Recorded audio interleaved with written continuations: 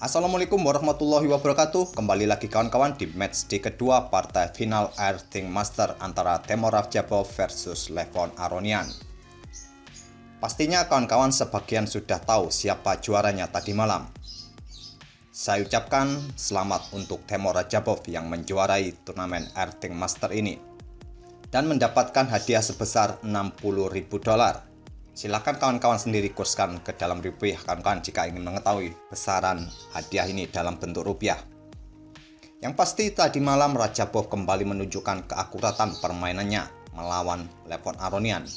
3 kali bermain, 1 kali menang dan 2 kali remis, memastikan diri menjadi juara setelah di hari pertama kemarin sudah unggul.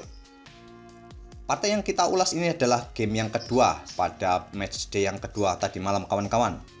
Di sini Temur Radjabov memegang putih, Levon Aronian memegang hitam. Jika di permainan pertama kawan-kawan mereka bermain dengan pembukaan Italia variasi Gioacchio piano, tapi di game yang kedua ini mereka bermain dengan ground field defense. Di langkah keempatnya ini, Temur Radjabov memainkan variasi Stockholm dari ground field defense, memainkan gajah G5. Kuda hitam ke E4 mengajak untuk pertukaran kuda sekaligus menyerang gajah, gajah mundur ke F4, kuda pukul kuda, dipukul balik dengan pion, dan pion C5 lanjut Levon Aronian.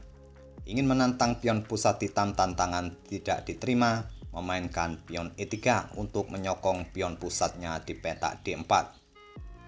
Aronian melanjutkan pengembangan kuda C6, pion C pukul pion D5 dipukul balik menggunakan menteri.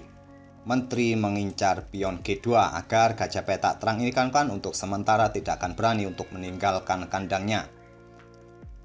Dan jika di posisi ini kawan-kawan, jangan pernah berpikir untuk memainkan pion C4 untuk mengancam menteri. Selanjutnya mungkin setelah menteri pindah ke D8, putih akan melanjutkan dengan pion D5. Ini adalah variasi yang kurang akurat kawan-kawan, variasi yang bisa dimanfaatkan oleh hitam memainkan menterinya ke A5 skak. Dan dengan variasi ini, Raja Putih akan kehilangan kesempatan rokadenya. Jadi di posisi ini, langkah terakhir ditunjukkan oleh Temur Radjabov, memainkan menterinya ke F3, menantang pertukaran menteri untuk memblokade ancaman dari menteri hitam terhadap pion G2-nya ini. Tantangan ditolak, menteri mundur ke D7. Gajah putih ke B5 mengepin kuda dan berencana untuk mendorong pionnya maju ke petak D5 untuk mendapatkan kuda hitam ini. Langsung diantisipasi dengan pion A6. Gajah pukul kuda, menteri pukul gajah, dan terjadi pertukaran menteri di langkah ke-12. Radjabov melanjutkan pengembangan kuda F3, hitam mengembangkan gajah ke G7, kuda putih lompat kembali ke E5 memberikan ancaman pada pion C6, tapi dibiarkan oleh Levon Aronian. Bisa saja Levon Aronian pukul kuda ini menggunakan gajah. Tapi terlebih dahulu Levon Aronian ingin mengembangkan perwira yang lain, gajah ke F5. Di sini Levon Aronian membuat trik kecil kawan-kawan, jika kuda pukul pion C6, gajah akan ke E4 menggarpu kuda serta pion G2. Trik ini tidak berlaku bagi Radjabov, memainkan pion F3. Dan akhirnya Aronian memutuskan pukul kuda. Dipukul balik dengan gajah, mengancam beteng, ditutup atau diblokade dengan pion F6. Gajah pun mundur ke G3. Spot yang cukup bagus kawan-kawan bagi gajah petak gelap putih ini untuk menjaga atau memberikan kontrol pada petak B8 untuk mencegah pergerakan beteng yang ingin menguasai lajur B yang sudah terbuka ini. Begitu juga dengan posisi gajah petak terang hitam ini kawan-kawan, mengontrol petak B1, menghadang beteng putih untuk menuju ke lajur B. Kita lanjut ke permainan kawan-kawan. Aronian melanjutkan dengan gajah ke D3, mencegah Raja Putih untuk melakukan rokade. Temur Radjabov tidak tertarik untuk pukul pion ini kawan-kawan, mengancam gajah dengan beteng ke D1. Di backup dengan pion C4, beteng naik ke D2, sekarang beteng bisa bergerak ke lajur B di langkah-langkah berikutnya. Dan Raja Hitam ke F7, beteng putih ke B2, beteng hitam ke D8, pion E4, pion C5, pion pukul pion, dan beteng ke C8 bersiap untuk pukul balik pion putih ini. Di backup dengan gajah di F2. Pion F5 lanjut Aronian, pion pukul pion dipukul balik dengan pion dan gajah ke E3 untuk menghadang laju pion hitam ini yang maju ke peta F4. Tapi pion tetap saja didorong oleh Aronian. Dipukul dengan gajah. Sekarang pion yang ada di peta C5 ini tidak ada yang menjaganya. Beteng pun pukul pion ini dan raja putih ke F2. Beteng hitam ke B5 menantang pertukaran beteng, tantangan diterima, beteng pukul beteng, dan pion pukul beteng. Dengan komposisi perwira seperti ini kawan-kawan, bermain dengan gajah berbeda warna peta, sebagian besar permainan akan berakhir miss. Walaupun terkadang unggul 1 atau 2 pion pun, permainan akan berakhir miss. Kita lihat saja kawan-kawan di langkah-langkah berikutnya, siapakah yang lebih cerdik dalam permainan seperti ini. Permainan dilanjutkan oleh Temor Rajabov memainkan pion A3 menghadang pergerakan pion hitam di lajur B. Beteng hitam pun bergeser ke A8 mengincar pion A3 di backup dengan beteng di A1.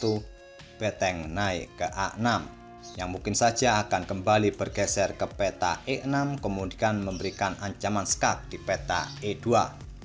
Tidak dihiraukan oleh Rajabov memainkan pion G4. Raja ke E6, pion H5, raja ke D5, pion H5, Rajabov terus memainkan pionnya di sayap raja. Aronian meresponnya dengan pion E5 mengancam gajah, gajah mundur ke E3, dan beteng ke A8. Gajah putih ke G5, raja ke E6, gajah ke H4, raja kembali ke D5, dan raja putih ke E3. Raja hitam kembali ke E6, beteng naik ke A2, dan raja hitam kembali ke D5. Gajah ke E7, raja kembali ke E6, dan gajah ke B4. Walaupun putih unggul 1 pion, tapi bermain dengan gajah yang berbeda warna peta, tentu permainan akan sulit oleh Rajabov. Kebanyakan permainan akan berakhir miss. Pemain hanya mondar-mandir saja seperti langkah raja hitam ini yang mondar-mandir ke peta D5 dan ke peta E6 sejak tadi. Sayangnya kawan-kawan, di langkah berikutnya ini Aronian kurang sabar dengan memainkan pion H6. Menempatkan posisi pionnya ke peta gelap padahal lawannya punya gajah peta gelap. Yang tentunya pion ini akan menjadi sasaran empuk di beberapa langkah berikutnya oleh Temor Rajabov. Rajabov melanjutkan menggeser betengnya ke B2, gajah hitam ke H7, raja mundur ke F2, gajah kembali ke D3. Lihat kawan-kawan, Aronian hanya melangkahkan raja dan gajahnya. Ini menandakan bahwa Levon Aronian ingin mengakhiri game yang kedua ini dengan remis. Tapi Temor Rajabov tidak ingin permainan ini berakhir remis. Memainkan gajahnya ke E5. Membuka open serangan bagi beteng untuk pukul pion B5. Sekaligus mempersiapkan gajahnya untuk kembali melangkah ke peta E3 untuk mengincar pion H6. Aronian merespon dengan raja ke D5, gajah ke E3, raja ke E6 melindungi pion di lajur B ini. Tapi pion yang ada di H6 ini menjadi sasaran empuk berikutnya oleh gajah putih. Tapi terlebih dahulu Temor Rajabov menggeser betengnya ke A2 melindungi pionnya dari ancaman beteng hitam. Dan Levon Aronian melanjutkan dengan pion E4. Tidak mencoba melindungi pion yang ada di H6 ini kawan-kawan.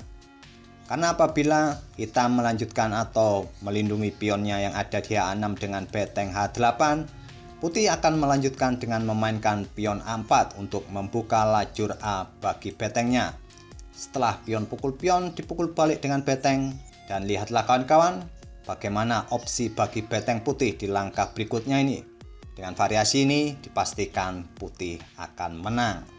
Oleh karena itu, Levon Aronian melepaskan pion H6-nya, memainkan pion E4. Gajah pukul pion pukul pion dipukul balik oleh raja, dan pion B4 lanjut Levon Aronian. Tidak mungkin pion putih ini kawan-kawan pukul pion hitam karena beteng akan pukul beteng putih. Temor Rajabov memukulnya dengan pion C. Dan pion C3 mempersiapkan pionnya untuk segera promosi. Rajabov menggeser rajanya ke E3 mengancam gajah. Gajah ke B1 mengancam beteng, beteng ke A1.